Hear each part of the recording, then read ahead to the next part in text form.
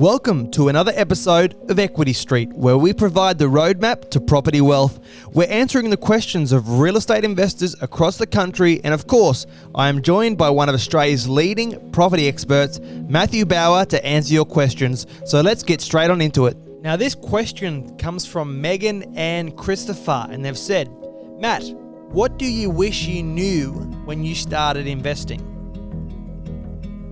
Well, that's a really good question, guys, and it's always a hindsight situation when you think, oh gee, what could I have done differently, or understood a little bit more clearly, or perhaps taken notice of. I think there's several components there that you could certainly go back and say, gee, I wish I had applied that a little bit earlier, understood that. But probably the first one, not necessarily the most important, but certainly right up there, would be the understanding the true concept of compounding capital growth and what it means to accumulate capital or accumulate total value of properties.